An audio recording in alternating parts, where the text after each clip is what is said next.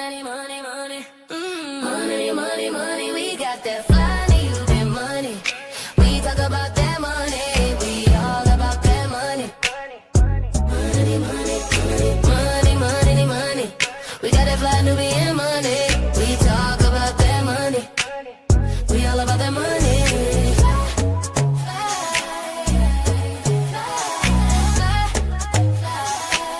We love our black skin, our melanin, always focusing in on that money.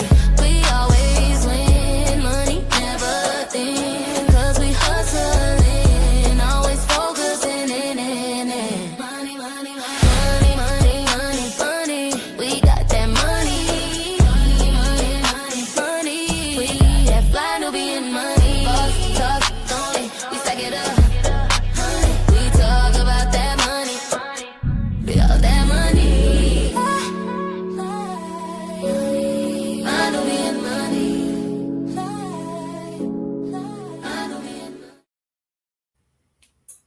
Hey, hey, hey, good afternoon and good morning, depending on where you are joining us from. Happy 5th of May. Happy Cinco de Mayo, right? Are we celebrating with a little tequila? Welcome to Fly Nubian Money, where we help you master your mindset and maximize your money. Let's get into this today. So working from home gave people more flexibility, more control over their time, and a better sense of balance. And for many women, it made it possible to manage both work and life in a way that felt sustainable. Now we're hearing that it might be slowing people down at work. Not because they are not doing their job, but because they are not being seen doing it. Promotions, raises, and new opportunities still seem to be tied to who is in the room. So the simple question is, if you are producing results, but you're not visible, does it still count? That's a really good question. I got my ladies here. This is the Queen's Court today. And so I have Nomalanga, I have Dr. Angeline, and I have Aisha. What do you guys think? If you're working from home and you're not in the room, does it still count? And how does it or does it not count? Aisha, what do you think? Does it count? You know what? I think it depends on your industry. I truly believe it depends on the industry that you're with, and it definitely counts, because if you're doing the work and the results are showing, it counts. So I don't see why there should be that such a huge difference in whether or not it counts or not. But I do believe that it counts, and it depends on the industry that you're in. Yes, yes. I agree. This was actually interesting to hear that this is like an issue. Nomalanga, what do you think?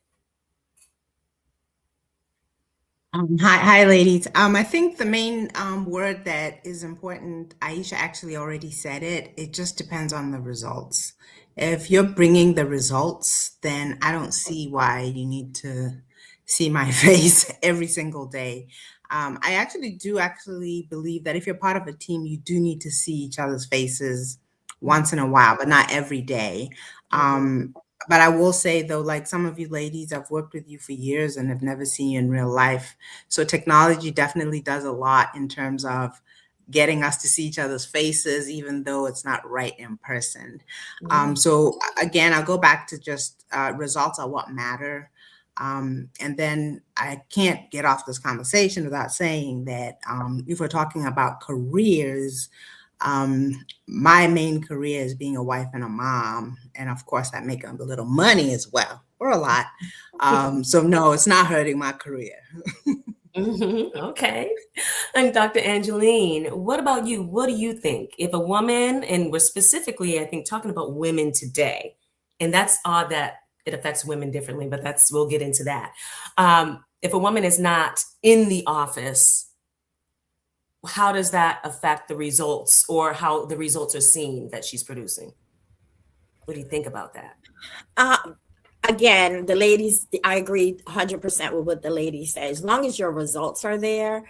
But I have learned that this new phenomenon, right, that's really, really happening to us is called proximity bias, right? And so They want to see, certain industries want to see your face in the place, unfortunately.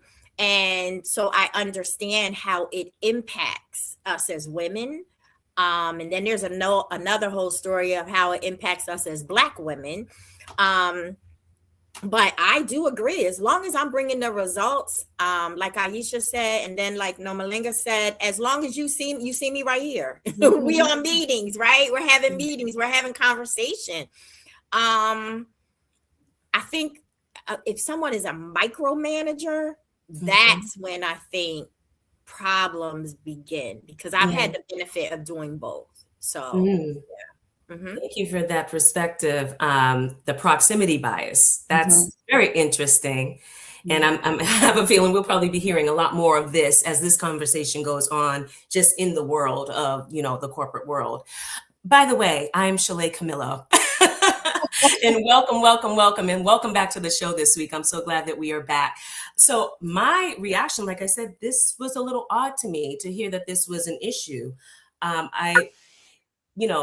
Being on Zoom and working remotely has become such a norm that a part of me feels like it's corporations specifically, or employers who feel like they have lost a sense of control over their employees. And this is a way to kind of get that control back. Like, we want you to come back into the office, because on a certain level, corporations thrive off of the hierarchy and you feeling like they have control over you and they can pull that at any time. So I feel like you're at home, you're working remote, it kind of takes a little bit of that away. But let's see what we're talking about today. Let's go to a video and then let's come back and talk about it. I was better than anyone, but better than my situation, for sure. And just a willingness to do whatever it would take. I feel like I've spent my whole life with my hand up. I always, whenever I speak to people and they say, Emma, how can I get ahead in my job? I'm like, just have your hand up. Tell them, I'll do that.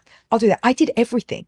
I worked such miserable, unsatisfactory jobs for ages, because I was just like, I'll do it. What do you need? I'll go. Wow. Please, may I? Like, all the time, because I was sure that if I could just be excellent and show people that I was excellent, that somebody would find me, that somebody would recognize that there was a skill. And guess what? It totally works, because when I'm looking at people in my business right now, I'm like, look at that person being excellent, the way she packs up the boxes and puts every bit of tissue so nice and writes notes like beautifully. I'm like, that's an excellent person.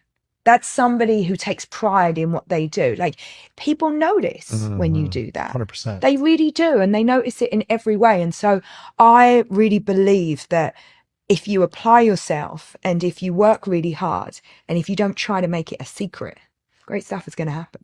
If you try to make what not a secret?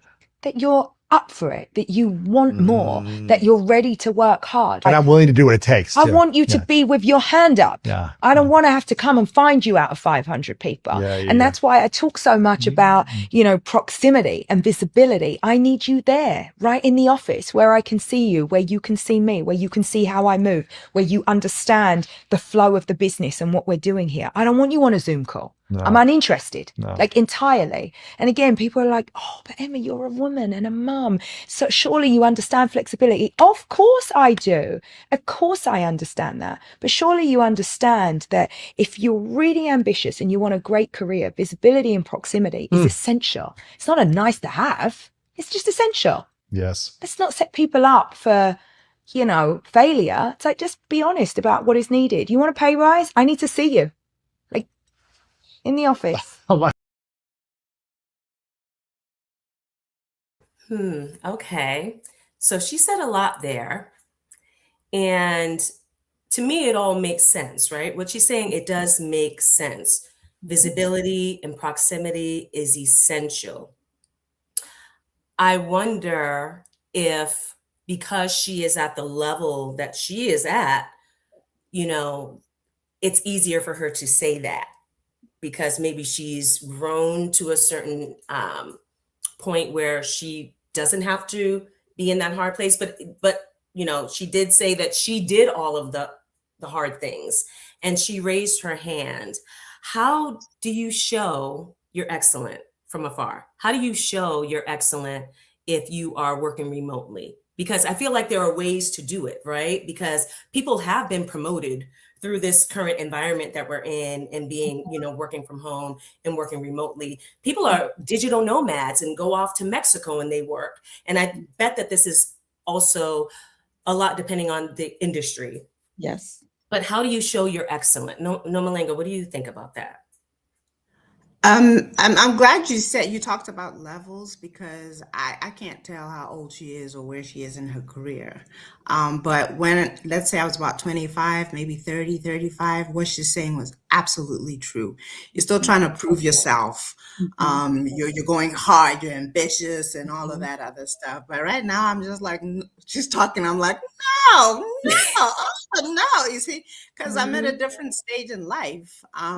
And I've earned my right to dictate my hours. I run my own business.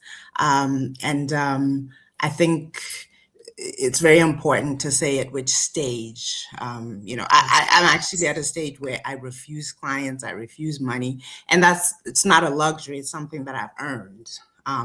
But when I was 20, 25, maybe even 30, 35, I was there. I was right there. I was trying to, I'll give you a quick story to be short. I remember when I was working as a sales manager I think it was a Hilton property, and I was actually booking for the region. And one of the things that was happening was that business deals and sales were getting closed on the golf course. And of course, these were men. So we ended up learning how to play golf. Because again, it's like if you're removed from something, it can have that thing of excluding you from it. So you have to put yourself in there. You have to talk to people face to face. You got to be with your boss. When they say golf day, you're right in there with them, because otherwise the men will go golfing with your boss and they get the promotions, they get the face to face and all of that. So I totally get that. But I do think that as your career evolves, or even as a human being in your life evolves, that matters less. Yeah, I love that perspective. And I think that one of the ways that you can show that you're excellent is knowing when those events are. Like if you're in a company and most of it is virtual, like being proactive in knowing when are the opportunities to be in person and in front of the boss, in front of the supervisor, to show, you're committed to the team and contribute to the morale and all of those things. Dr. Angeline, what do you think?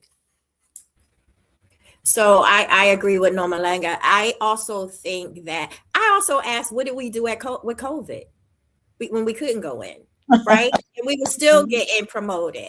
So I kind of call BS on Emma a little bit. And especially when I saw the name of her company was called The Good American. That is the mindset of this country, right? And to me, I do understand. And yes, when I was younger, I wanted to be there, right? I wanted to learn. I wanted to do everything. And even if she is British, guess what? It's their mindset too. So, and she's adapted here, right? And so when I think about that, I'm like, no, I'm with you, sis. No, I'm not doing all of that now. And even when I was working from home, and still do sometimes, I knew when the meetings were, I was there. I knew when we had events, I came in not only for the events, but to help put things together, to make sure things were ready and prepared to help assist, right, my team. And so again, yes, it goes back to knowing when to be there. It goes back to knowing what are those important moments to be there. I feel like a lot of this too is access to the systems of power, right? It goes back to these systems and these structures and how they're designed, and and you look at what we're doing now. Our young people they're rebuilding all of this stuff. They're saying we're not doing all of this. We're going to do some rebuilding and rebranding. And so I know when we were mandated to come back in the building, some of it was political. Some of it was we tired of paying for all these buildings and these offices and nobody sitting in them. Mhm. although the work was still getting done, right? Right, So right. it's a myriad of things that goes into this whole conversation. So I agree. I agree wholeheartedly. And that's why I'm having a hard time understanding what the problem is, because we've been doing this now on a large scale for what, six years at this point.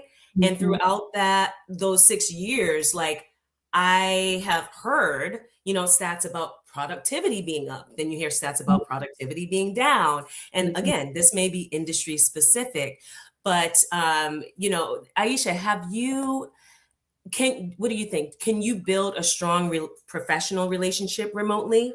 And if you can, what are some of the ways that you can do that? Or what are some ways that working remotely you think may hinder someone from building that professional relationship? You can absolutely build a business virtually. People have, I think when COVID happened, all the BS went out the window. We know it can be done, Hmm. but somebody has to have that discipline, right? Structure and focus. We know that. And everything that Emma said to me made sense too.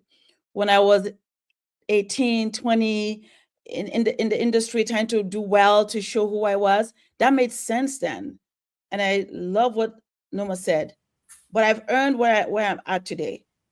I'm glad people want to raise their hand. They want to be rah-rah and do great in the front. Great for them. I have Hmm. worked enough in my life that I don't need to do that any longer. I'm Yeah. fine, right? Yes. So Yeah. I think that we have to know that about ourselves. And my husband works out of home, but when COVID happened, he worked just fine with no problem. So now even my confidence spills onto him.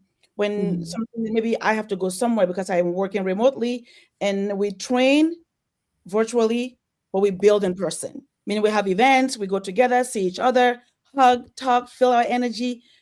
But sometimes, I said, no, sweetie, you can work from home. You don't need to be there. And he said, no, you're right. And guess what? Sometimes he can stay home for 3 days and not have to go to work. Just because some 40-year-old, 20-year person say you should come to the office because they want to Mhm. build a business, good for you. We Right. have a family to look after. My wife is traveling, and I'm going to be the home dad. I'm going to stay home with my kids and take care of my kids. So this idea that there's only one side fits all, to me, it doesn't make any sense, because Mhm. we can merge both of them together.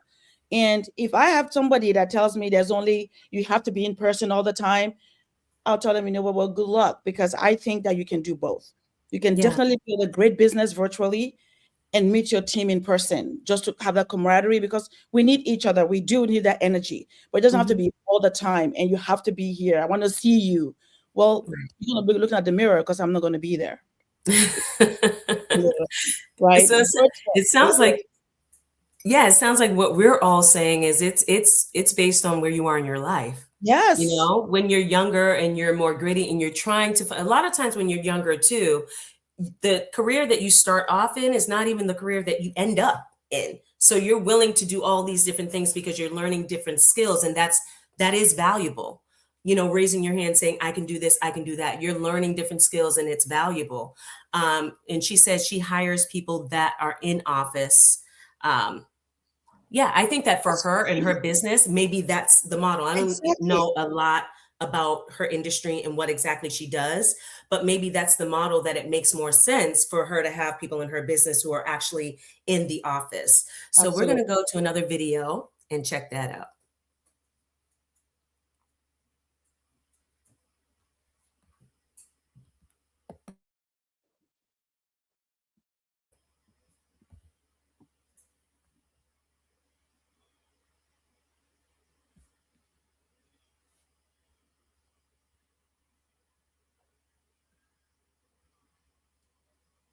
Okay, we're not hearing that. I got deadbeat Wi-Fi, so I was just thinking, oh man, my Wi-Fi not working. Like it's me, it's not I said, y'all. oh, it's me. Yeah.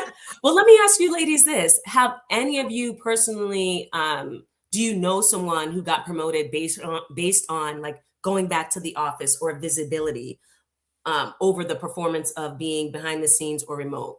Any of you have any friends or family members who have gotten promoted because they went back to the office?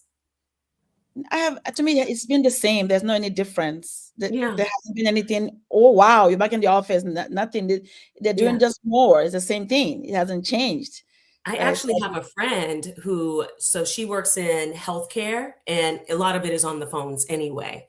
But she has actually, because she works remotely now, she's got promoted like twice over in the past couple years, because specifically because her, her boss, her supervisor sees the productivity that she's doing, and they have a system where they can track when you're on the phone, how long you're on the phone for, and when you're off and things like that. And she's gotten promoted because of that productivity. And I think that there's a big thing to be said about, oh, Deborah said, nope, no volume.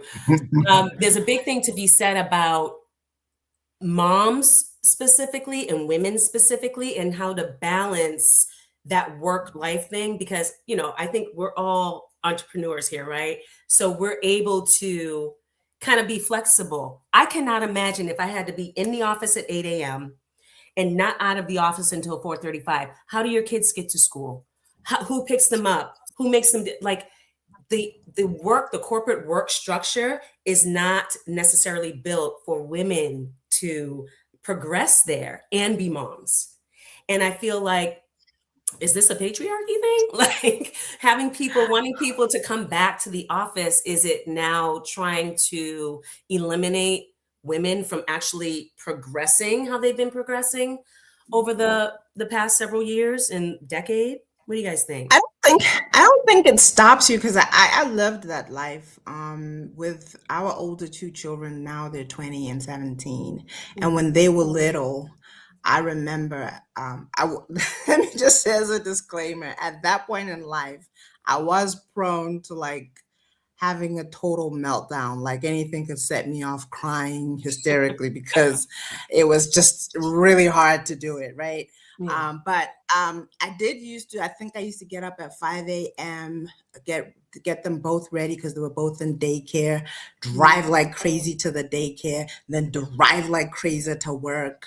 And then it's crazy. At one point I was even breastfeeding, and at work I'd be dashing off to go pump my breast because I was determined to have my child only have breast milk. It was exhausting. It was traumatizing. But at the time, one thing about women, we could be so resilient. At the time, it just was just doing what I have to do, and then I'd always have to kind of see. I think I worked until 5:30, but also the daycare closed at 5:30. So I'd sometimes take a shorter lunch, and then try to sneak off every day at 10 to 5 so that I could be at the daycare. Then I'd have to rush home, play with them, feed them, bathe them, so you can do it, but it really will stretch you. And mind you, we were a two-parent home, but it doesn't change the fact that the burden oftentimes is on the mom a lot of times, to the point where sometimes if a kid is sick and their dad comes, they'll be like, where's mom? Yeah. So where's my mom? I want my mom. Yes. So it definitely does fall on us more. It is possible. But to this day, one of the reasons why I really, really advocate for putting your home first is because I did it the other way around first, and I know what I'm talking about. It will drain you. It'll kill you. It will make you ill.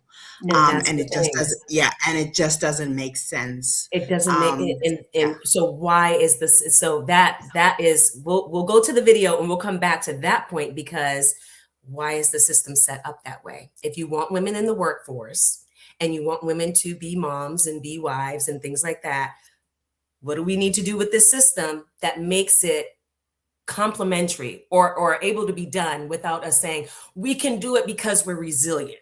Okay, we can do it because we have to do what we have to do. And so let's go to the video. We'll come back and talk about it.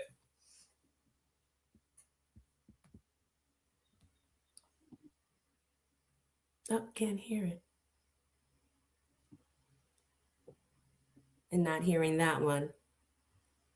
So yeah, while she's getting the video audio together, part of the issue that really, really bothers me is how the system is set Stunting up. your career growth, here's why. as a techie, naturally, I just do what I'm told to do. And in my first role, I did what I was told to do, and I didn't really understand why I wasn't getting selected to like lead certain things. I was just kind of like waiting for an opportunity to speak up in certain meetings versus like, I didn't know that I should do one-on-ones with my manager. But even then, I also didn't know I should do one-on-ones with my manager's manager. And I didn't know like, you know, what to talk about in those meetings and how to structure those. So people need to know who you are in order to promote you. So that's number one. But also the in-person connections are really helpful, because if you ever get laid off, people will already know who you are in order to give you a job. For example, I did a lot of hackathons in my tech center. I volunteered a lot in the tech center. So people started to recognize me based on those things, and they were curious about my technical skills, and then I'm able to show them.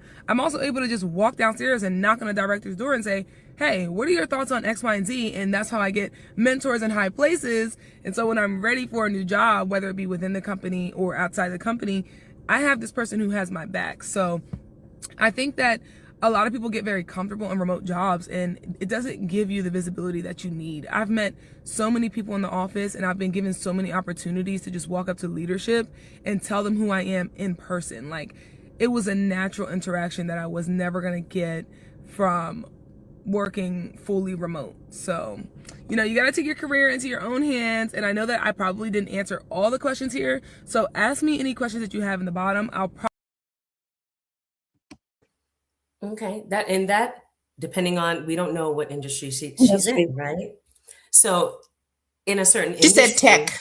Okay, tech. Okay, so in that industry, maybe you do need to be more front facing with the office and the managers and things like that. Let's go to the chat really quick. Let's see.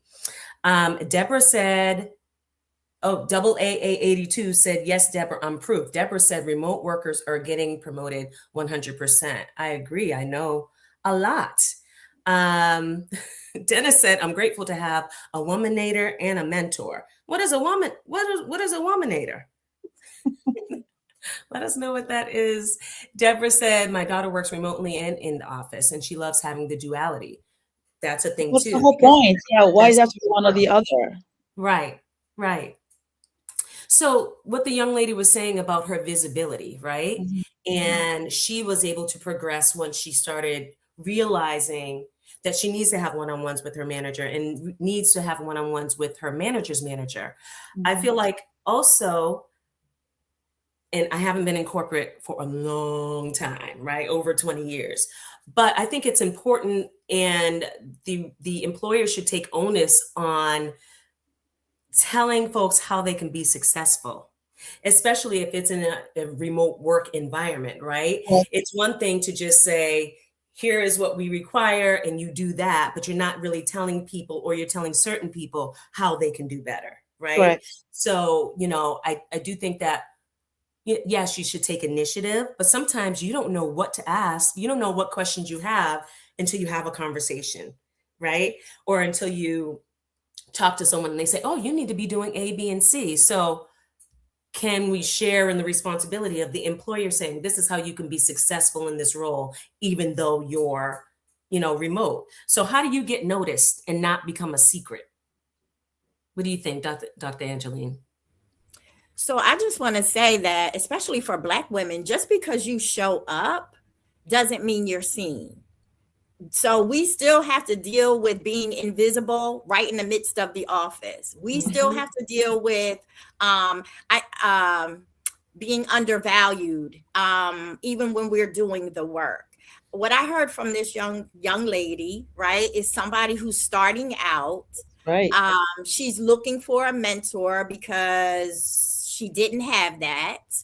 And as you stated, the office expected her not knowing, right? Because I know sometimes at my age, sometimes I don't know what to ask, right? Or I don't know that I should have known, right, in certain things. And so leaving the responsibility to this young lady who apparently was not mentored at some point in time, even before she got to that job, speaks volumes about the office. But I know for a lot of my friends who work from home, Black women especially, they feel more protected from the microaggressions again, from the office culture. You know, that whole invisibility, and I think that that's another part of it. And I think it was Nomalanga that said it, or Aisha, you know, where are you looking to go, right? What are you looking to do? And yeah, when I was younger, oh yeah, I wanted to hurry up and go to work. I didn't know no better, right? I was like, I love what I'm doing. Yeah, I'm ready to go to work. Programmed by structures, programmed by systems.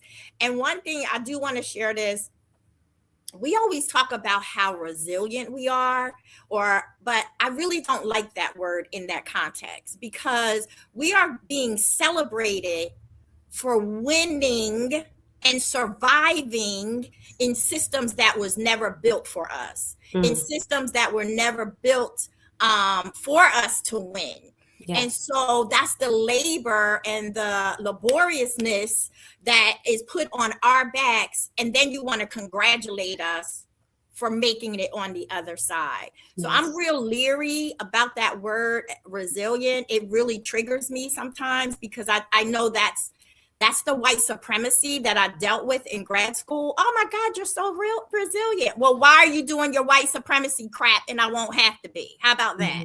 Right? So that's why I love the working from home, because I don't have to always deal with that. Now, sometimes you do have to deal with it on screen as well, on Zoom or whatever. But overall, yeah. I feel you, Dr. Angeline. I totally 100% feel you on that resilience, and the fact that we're expected to be resilient and expected to be so strong. And it's like, we should not have to be, because the system shouldn't be set up for us to struggle as we do. So I totally agree with that. Deborah said, yes, Dr. Angeline, those microaggressions are horrible. They are. And then Dennis said, "Whoa, mentor." Got it. Whoa, mentor. Okay. So I had another question. Do you guys think that women are being specifically pressured to return to the office? And if so, why? Do you think that that's a thing? Aisha, what do you think?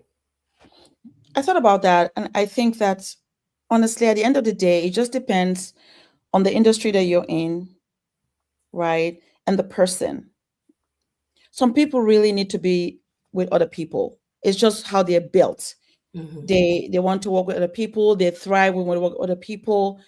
And then some people are fine either way. They can either be with people or not be with other people. And some actually thrive when they work by themselves. So I think it just depends on the industry and the individual.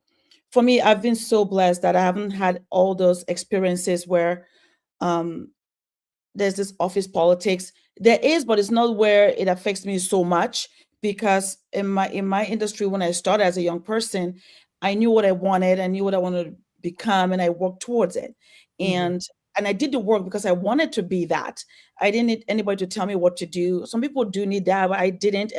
And I didn't ask anybody to do anything for me. My job and what I did spoke for itself. So then the promotion came when it was time. So then when I went to the promotion, it was truly earned. I didn't have to prove anything to anybody. And then when I had my kids, I stayed home 100%. So when COVID happened, and then now we stayed home and transition when I went back to work, and we're now working virtually, I love both. I love when we train on Zoom, we pull out all the graphs, talk about things, and then we build in person, right? Meaning I get to see you, we talk, we do the Mastermind Alliance, and we strategize. Absolutely. So I think sometimes just listen to us talk, and for the women, it just depends on what you're willing to do. Right now, I'm not willing to go to where I'll be going to office every day. It's not possible. I have my children, my family is my number one priority, because at the end of the day, who is going to tell me well done? Because I can get a trophy for saying well done, and my kids can hate me. I'm sorry. I don't want that. I'm not interested in it, and all of that. It's great, but that's not my focus. Why can't I be able to balance that, so that way, if I get a trophy, my kids see me happy and winning, instead of my kids see me like strung out, frustrated, dragging them left and right, and here's a trophy. Well, I don't want that. I don't want that. I think all of us here, we're not longer in our 20s. We've earned where we are today, where we get to pick and choose what we want to do. Today, I don't mind going to the office. Today, I'm not going to the office. And that's okay. I don't have to be forced to show up as a woman. I don't want to do that. I'm sorry. So Yes.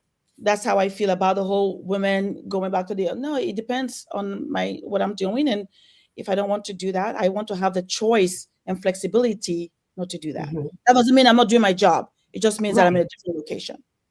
So what I hear is the four of us kind of being in agreement that it really, like I said before, like it depends on your life circumstances, but it depends on where you are in your life cycle, right? But so the young ladies and the young lady that just spoke and Emma has said, you know, you need to be out there. You need to be raising your hand. You need to be, you know, in your boss's face. So how about we take this back 20, 15 years, right? Let's take this back. And what about advice for younger women, right? Now, we're thinking about younger women who have maybe come out of college. Maybe they didn't go to college, but maybe they're starting a career. Maybe they're, you know, working their way up. Maybe they are moms. Maybe they are not moms yet. Maybe they're not married yet. How do they get noticed in this environment of virtual and working remote? How do they get noticed and not become a secret? Because I think we've established that for us, we don't really care about that at this point. But for the younger women who are coming up and starting and trying to get a foothold in their careers and they work remote, how do they get noticed and not become a secret? What are some practical ways that they can do that? Noma, what do you think? So this comes up a lot, as well as it should. Mentorship, masterminds, and coaching. Those are the anchors of success. It doesn't really matter where you're applying it, whether it's your career, whether it's your business, whether it's your mothering, your wifing, your business building, whatever it is. Those are things that you need. I was listening to that young lady who was the techie talking about, I was doing everything. I was meeting my, deadlines and everything, but I wasn't getting promoted. Well, if she had had a mentor in that industry or in that company, they would have told her that do X, Y, and Z, and this will get you ahead. And I do want to, acknowledge what Dr. Angeline says. About like you could do all of that, just being Black, is like being blackballed sometimes. So sometimes it really doesn't matter how hard you work, you're going to still deal with the prejudices and the biases.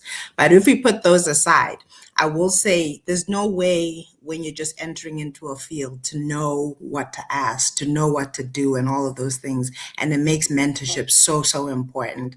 I can remember when I was, I got a tenure track professor position and I think I was just 30 years old. I was just excited because this was my dream and I didn't think it would happen until I was 40 or 50 years old, So I was just ready to get in there. But I was so lucky. I remember one of my mentors was somebody who had marched like a civil rights era, who just understood that a young Black professional needs to do X, Y, and Z to be successful. And they would pull me aside and they would give me a list of, okay, and they'd give me the forms. Make sure you fill this out. This is where you get the extra money. This is where you get notice. This is what you need to attend. Every single semester, they were like parents, literally, and they were mentoring me. Like, did you do it? Did you go there? I know I didn't see, and you need that. Was this a mentor in the company? Yeah, it was another college professor who had been there for 30, 40 years. And this was like maybe my first year.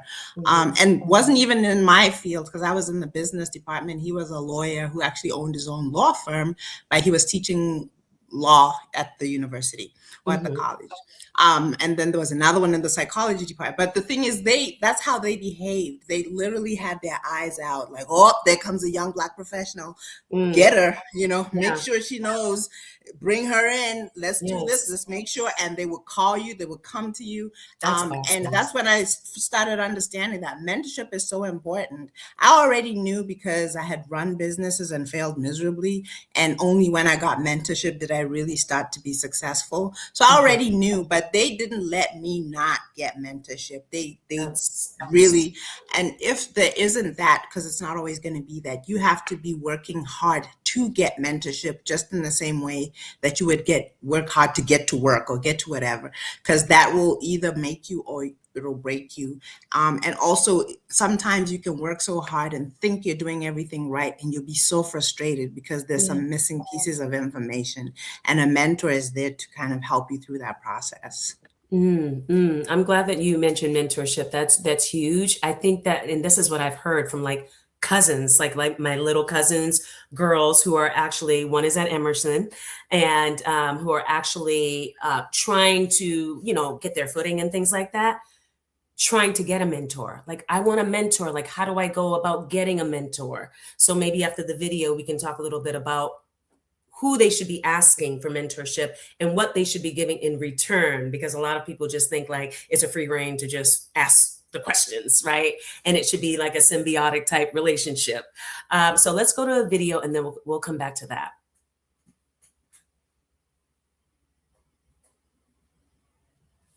Balance. But now you're working from your bed, answering emails at midnight, and wondering why you're still burned out. Let's be real. Working remotely doesn't mean you're working less. It often means you're always available. That commute you cut, it got replaced with back-to-back Zooms. That flexibility you were promised turned into a blurred line between your home and your job. Slack pings at 9 p.m., morning meetings before coffee, and that creeping guilt when you're not constantly online. You're not alone. So here's my advice if you're drowning in remote overwhelm. 1, block your calendar like your life depends on it. If you don't protect your time, someone else will take it. Number 2, define your off hours and stick to them. Treat them like non-negotiable meetings. Number 3, communicate boundaries early and often. People can't respect what you don't declare. And most importantly, log off without apologizing. You're not a machine. You don't need to earn rest. You need to protect it. Burnout doesn't make you a top performer. It makes you replaceable. Comment elite to subscribe to my news.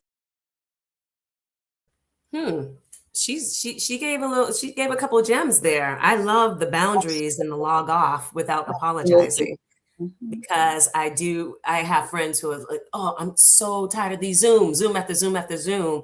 And sometimes you stay on afterwards too, because you want to be visible. Like sometimes there's a meeting, and then I know I've been on these meetings, right? There's a meeting and then people are talking afterwards. And because you want to be visible in that circle, you stay on and things like that. But I can see how you would need to have some boundaries, especially when you're working remotely and you have all of those meetings. Deborah said, yes, definitely stick to your work hours. I have a problem with that myself. So what do you guys think about that? The boundaries. I never really, I'm not in the corporate world. And so again, depending on the company and the culture and the actual work that you're doing in the industry, what do you think about boundaries? I never thought about that when it comes to like working remotely. Like, what kind of boundaries should you have in place? Dr. Angeline, what do you think? What kind of boundaries do you think you should have in place when you're working remotely? So when she said that, before she even said it, I was like, oh, sis, you ain't got no boundaries. That's the first thing I was thinking about when she started naming all of those things. But I do want to, but again, right, I'm older. I'm more positioned. I can say certain things, but I want to even go back to that young person trying to work in corporate. Let's be real. Some of them can't do that. Some of them are even scared to set boundaries, right? I see it all the time now with some of the young girls that I mentor. And so when I hear some of the things that their supervisors may say to them, or how their supervisors may treat them, there are some things they tolerate because they need a job. And so we have those conversations about how much are you going to tolerate, right? Like, is this right? Is this something you need to fight about, or is this something you can handle?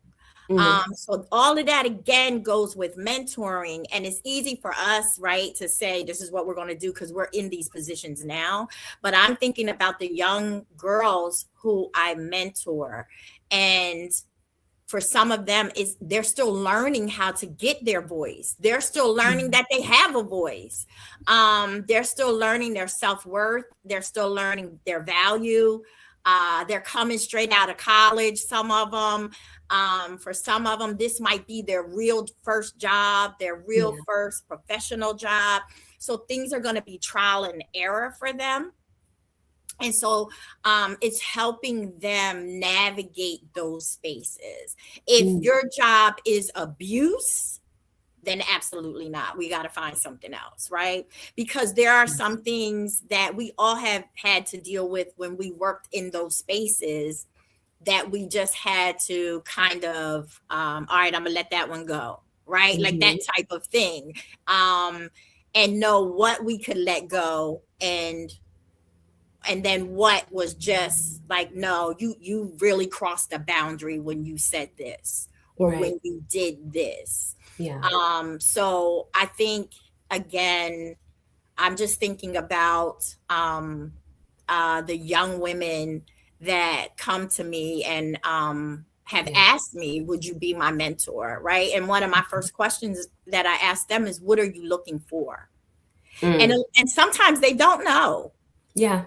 And so it's working through that with them right there from the very beginning, that even like, I don't have to be your only mentor, right? So I can give you this, but you may need a mentor that can give you this. And so let's talk about what that looks like. Let's talk about what you're looking for in that person.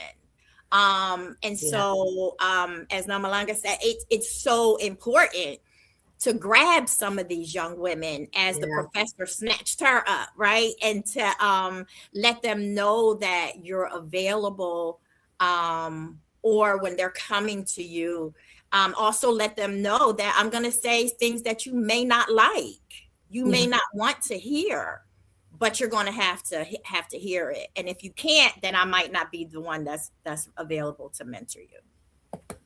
Got it. Thank you for that. Aisha, do you think that employees should adapt to whatever it is the employer wants, as far as like, let's say they're working remotely and working from home, and now all of a sudden there's a switch and it's like, nope, you got to be back in the office. So should employees just like adapt, or should the companies change their systems in this regards? I think when it comes to adaptability, whether it's a company or the individual, I think that communication is going to be key, right? I like to know, what are the parameters of my work? What can I do from the office only? And what can I do from home sometimes if I need to be at home? Because why do you think that we did so well during pandemic? Productivity actually went high because people can go maybe walk their dog and then come back refreshed and attack the job and do so much better with a clear mind, not this pressure or micromanaging over them, right? They're able to do well. So I think maybe after the time, if the company say, oh, we all have to go to work, if that job is important to my family and I gain value and I think it's taking me to where I want to go, fine, I won't mind going. I'll go to the office and then see where we can, pivot and say, okay, well, I can do this from the office. If you need me in the office Monday to Day, I'll be here. But is it okay if I go, if I'm home on Fridays, right? And work from home on Fridays? So I think it's a matter of communication, like honestly, because I think it's a lie if somebody tells us today that it can be done. Right. Because we did it. None of us went out, we did it. So what changed all of a sudden? What changed? Because you want to pay the rent of the building, so you want me to be there. That is the only reason. Some professions, you have to be there, I get it. But there has to be flexibility somewhere where I can be home on a Friday to do my work if I have to be, because my wife is going out of town and I need to pick up my kid from school. I shouldn't have to beg you, like, please give me a time off. No. It almost takes away the dignity of a person, because you have to look at this person and beg them for something, right? So it's about communication and understanding the parameters of what I'm doing and knowing how I can pivot if I need to get my job done, whether I'm in the office or at home. Because I've had to do that as a mom, a wife, and it's worked. Communication and negotiation. I can negotiate. And I understand about it, and I also understand about the visibility, especially for the young people. say you want to be visible because you're young, you want to grow, you want to be seen, you want to be promoted. I get it. Then that time of your life, you can do that. But there's a time of your life as well where you're like, no, it's not negotiable for me because I've done that already. And if I wasn't seen then, what is going to make it change now? Makes sense? Like, well, like, what part of that am I missing? That I've done it when I was 20, 30, now I'm 40, 50, and now I should do the same thing again. It's almost like you're not growing. Like I'm still stuck back in the beginning of when I was 21. So I think it's really communication and understanding the parameters of your work, and also doing your job with excellence. So they know that it's not about my quality of my work now. It's just about whether you want to control my time and where I should be part of it. I think that's part of it in some instances. We have some stats. We're going to go to some stats. Nearly 60% of remote workers say they feel less visible to leadership. And again, I'm interested to know what industries those are. Women still earn about 82 cents for every dollar earned by men, and gaps widen at higher levels. So sad. Only about 1 in 3 women working mostly remote have been promoted in the last 2 years. That's interesting. 51% of remote workers say they haven't received a promotion since going remote. Wow, 51%. Okay, remote workers are promoted 31% less often than in-office workers. Where are the stats coming from? That's my question. Where are the stats coming from? What industries? Who are they polling to get this information? But I can definitely see how in some instances that would be the case. Also, people have relocated just because they were working remote. Like I know I'm in real estate, right? I had a ton of clients like, yes, during COVID, we can move wherever we want to now because we can work remote. So now having a mandate, I know that some companies had a mandate that you come back to the office. That has caused an upheaval for some people too. All right, y'all. So we have another video. Let's go to our video.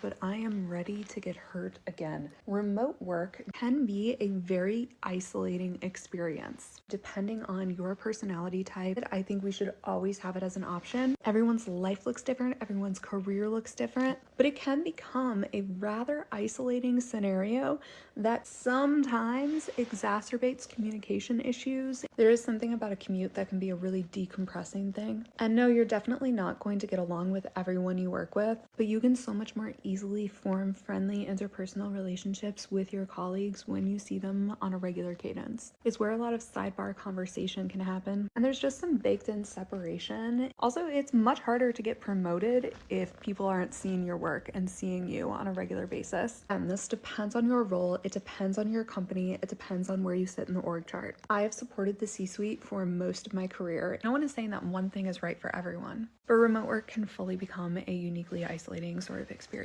for a lot of people. Yeah, if you're single. I can see how that could be true too. Yeah. If you're just talking to your screen all day and it's just your screen, your coffee, you know what I'm saying? I can see how that could be, especially if you're an extrovert. Like you like people, you like being in social situations, that can be an issue also. So I think that there are issues with, both sides of it, right? There's no issue. It's just I don't think there's any issue. It's funny to me. I'm like, you can do both. It just depends on what you're doing. Like, why is it one or the other? People are like, no. Well, I think the thing is, it's only one or the other if the employer is mandating that, like it has to be this or that. I think that most people would probably say, oh, I want a little bit of this and a little bit of that, so they can have a little variety. So yeah. Interesting topic today. You know what Anonymous said? The C-suite is full of psychopaths. Would you say? No, Anonymous said that. Oh, psychopaths? Yeah, no, so the C-suite is full of psychopaths. Oh. The video said the C-suite is full of psychopaths. I mean, let's go to final thoughts, y'all. Nomalanga, what is your final thought on our topic today? That's so funny. So just trying to keep it short. Final thoughts. I would say that just reiterate the importance of mentorship as early as possible. I know that right now we're talking about careers, and career does have the ability to affect the rest of your life. In other words, if you're miserable at work, it can make your whole life miserable. So it's definitely an important thing. But I also want to just suggest something that's a little bit different. When you are in, let's say, I remember there was a lady called the Princeton Mom who talked about how young ladies, when they go to Princeton or any other university, their mindset has to be, this is where you're going to meet the best quality men. So go in there, absolutely get your education, but understand you're going to be in a whole college full of Ivy League future CEOs, future everything. So what she was really trying to do is get your mind right in terms of what does my future look like? Who do I want to partner with? What decisions should I be making now that will affect the rest of my life? And is who I choose as a partner going to be allow me later on to step back and be a mom, step back and just be a wife, whatever. I hate that word just, and be a wife, full-time wife. So it's very important early on to make a decision about what you want your future to be, and then get the mentorship so that you're getting the information to shape the trajectory of your life. So that's just my main thing, is just get the mentorship and think ahead so that you don't suddenly find yourself in your 20s or 30s with children and not knowing what to do with them because your manager says you got to come in. So these are final thoughts. So I guess I got to tell you where to find me. My name is Nomalanga Khaburoni. You can find me at the business school. I have 2 courses there. One of them teaches you how to emancipate yourself from the workplace and work for yourself full time. I actually did that course 10 years ago, and everything that we taught 10 years ago is still relevant today. I did it with Dr. Boyce Watkins. It's called Fire Your Boss. Then the other course is about teaching mothers how to homeschool their children. And I've always said that homeschooling isn't always about taking your children out of the school system. Sometimes they stay in, and you supplement with a good homeschool curriculum, especially if it's Black children and especially if they're in the public school system. So you can find those 2 courses at the Black Business School. And then also pathforourgirls.com.